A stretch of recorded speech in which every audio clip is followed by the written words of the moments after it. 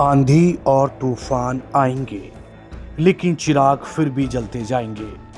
आज की मुलाकात भाजपा के नेता सुभाष गुप्ता, रामपुर में खास पहचान रखने वाले और डीसीडीएफ के चेयरमैन सुभाष गुप्ता से हमने खास मुलाकात की। बलदेव सिंह औलख को अपना राजनीतिक गुरु मानने वाले सुभाष गुप्ता से हमने कई मुद्दों पर चर्चा की। ये मुलाकात बेहद सुखद थी। उन्होंने बताया कि कैसे उन्होंने तमाम कार्य समाज के लिए किए।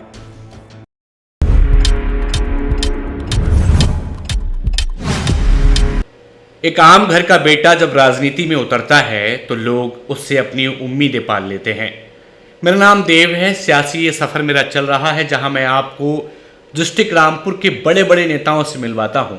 ऐसे में मेरी कोशिश रहती है मैं कुछ ऐसे लोगों तक पहुंचूं जो ज़मीन से उठे, अपनी पहचान बनाई, अपना मुकाम बनाया और भाजपा के लिए काम करते हुए किन्हीं पदों पर काम किया, वर्तमान में एक अहम जिम्मेदारी निभा रहे और समाज के साथ साथ भाजपा के लिए काम कर रहे। एक ऐसे ही भाजपा के हमारे नेता हमारे साथ हैं जिनके कहीं ना कहीं बलदेव सिंह औलख साहब के साथ पर्सनल ताल्लुकात हैं और कहीं ना कहीं उन ताल्लुकात के बीच में इस वक्त वो लगातार भाजपा का झंडा बुलंद करने का काम कर रहे हैं। आज के मेहमान और आज की शख्सियत का हम दिल की गहराइयों से स्वागत और खैर मकदम करते हैं। जी, कैसे हैं आप? बहुत बढ़िया, आपका आशीर्वाद। क्या नाम है आपका? मैं सुभाष गुप्ता और मैं वर्तमान में डीसीडीएफ रामपुर का चेयरमैन हूँ। अच्छा, हम राजनीति की बात करें, हम सियासत की बात करें, उससे पहले आपकी बात हो जाए। पिताजी क्या करते थे आपके? पिताजी मेरे एक फार्मर हैं और व्यापारी भी थे। अच्छा। हाँ, दोनों ज़मीन है हमारी। अच्छा। पहले से ज़मीन है। अच्छा। और पिताजी का ही कारोबार मैं आगे बढ़ा रहा हूँ। अच्छा, मतलब नेतागिरी में घर में? ना, नेतागिरी में कोई नहीं था। राजनीति में, पॉलिटिक्स में मैं ही सक्रिय हुए? सक्रिय मैं ही हुआ हूँ। गुप्ता जी, हमने आपके बारे में जो सुना और जाना और जैसे हमारी टीम आप तक पहुंची है, आपके बलदेव सिंह औलख साहब के साथ अच्छे ताल्लुक हैं, अच्छे संबंध हैं। क्या वो संबंध पार्टी बेस पर है या व्यक्तिगत है? नहीं, माननीय बलदेव सिंह औलख जी से तो मेरा संबंध एक व्यक्तिगत संबंध है, पारिवारिक संबंध है। अच्छा। पार्टी नाते नहीं, मेरे व्यक्तिगत और पारिवारिक संबंध है। अच्छा, भाजपा में आप कब से हैं? भाजपा में मैं 99 से भाजपा में हूँ। जब माननीय मुख्तार अब्बास नकवी जी को जब टिकट मिला था रामपुर से जी, तो उसी टाइम मैंने भाजपा में, मुझे माननीय सरदार बलदेव सिंह औलख जी ही राजनीति में लेके आए थे। अच्छा। उन्हीं के साथ मैंने राजनीति शुरू की है। वो आपके राजनीतिक गुरु हुए? हाँ, राजनीतिक गुरु मेरे सरदार बलदेव सिंह औलख जी हैं। अच्छा, तो नकवी साहब के दौर से आपने सियासत शुरू की जी। भाजपा के किन किन पदों पर गुप्ता जी आपने काम किया? मैं भाजपा में बहुत नीचे पद से शुरुआत मैंने भाजपा में करी है। मैं भाजपा का सबसे पहले मैं बूथ प्रभारी से मेरी शुरुआत हुई है।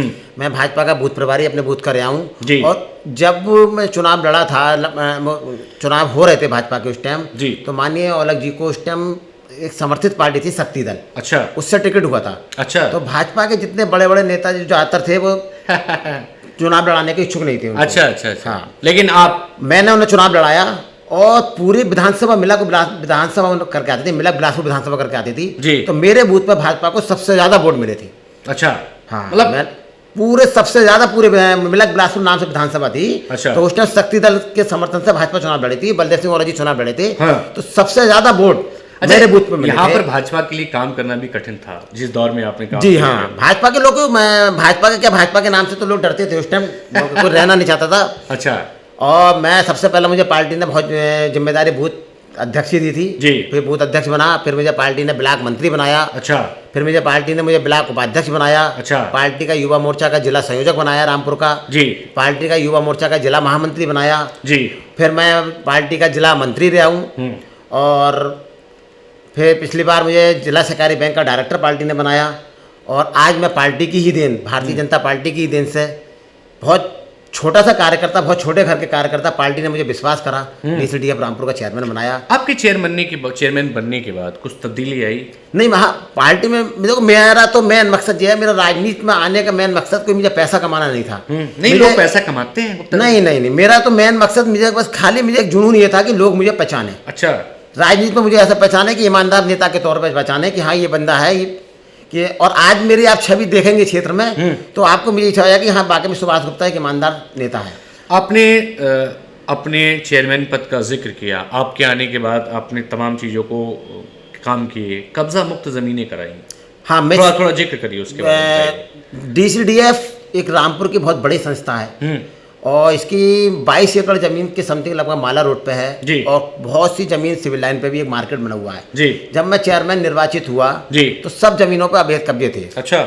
सिविल लाइन पर लगभग सब जमीन पर पूरे सब जितनी 13 फ्लैट थे, 7 दुकानें, सब पर अवैध कब्जे थे। अच्छा। और वहाँ पे भी लगातार कब्जे हो रहे थे। अच्छा। मैं जैसे ही मैं चेयरमैन निर्वाचित हुआ, पार्टी ने मुझे सेवा दी, मैंने सोचा कि यार पार्टी भारतीय जनता पार्टी को चेंज करने का काम किया। सबसे पहले मैंने कि भारतीय जनता पार्टी मेरी एक माँ है, तो माँ के हिसाब से मेरी माँ के साथ गद्दारी ना करने करके बिल्कुल अपने करने के मैंने सबसे पहले मैं ईमानदारी वाला काम करना है, मेहनत के साथ और चीजें मुक्त कराई गई। सबसे पहले मैंने अपने सचिव को बुलाया, मैंने कहा बताइए क्या है और कहाँ कहाँ पे जमीन है। मैंने जमीनों का निरीक्षण किया, मैंने रात के 8-8 बजे तक वहाँ पे छापे मारे। अच्छा। अवैध निर्माण रुकाए और माननीय जिलाधिकारी महोदय जो इससे पहले थे जोगिंदर सिंह, उनका मुझे बहुत सपोर्ट मिला और उन्होंने अवैध कब्जों का ध्वस्तीकरण भी करवाया। अच्छा, मुझे सफलता मिली मुझे। और आज भी मेरे नाम से अगर ये है कि वहाँ अगर आप जाएंगे तो वहाँ पर अवैध निर्माण नहीं हो रहा है।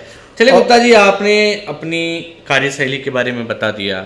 थोड़ा सा हम वार्ड 31 की तरफ आए तो हमने ये भी सुना कि इस बार चुनाव भी लड़ने का मूड है। अगर पार्टी मुझे अगर मौका देती है, जिला पंचायत का, हाँ, अगर पार्टी अगर मुझे मौका देती है तो मैं वार्ड नंबर 31 से या वार्ड नंबर 29 से मैं चुनाव लड़ने के इच्छुक हूँ।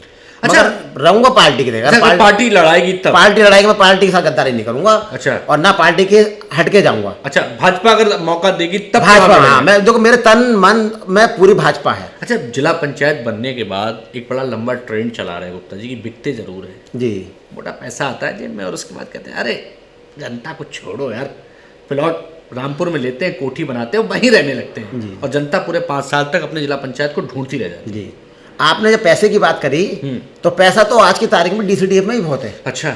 लोग मेरे पास 5-5 से 10-10 लाख रुपए लेके आ रहे हैं। अच्छा। कि साहब आप आइए मत ही बस वहाँ पे। अच्छा। और हम प्लॉट बना लें। अच्छा। तो पैसे तो अगर मुझे कमाना होता तो मैं आज 20 को कम से कम 20 करोड़ रुपया कमा के बैठ गया होता DCDF से। अच्छा, पैसा नहीं, मुझे पैसा नहीं। मैं तो अगर मुझे मौका मिलता है तो आप ये जिस भी वार्ड से अगर मुझे 31 नंबर वार्ड से मिलता है 29 नंबर, तो वो वार्ड अलग ही पहचान होगी।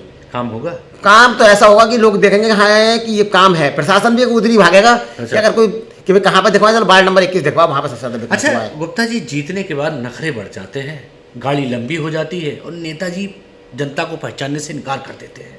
नहीं, आपने तो देखो, मुझे देखा होगा, मैं जिला पार्टी का ब्लॉक मंत्री था तब भी मैं आज भी ऐसी हूँ और आज DCDF का चेयरमैन हूँ तब भी मैं ऐसी हूँ। जो भी मेरे पास आता है, कोई भी चाहे फोन भी आता है, हाँ, उसकी तत्पर मैं सेवा करता हूँ।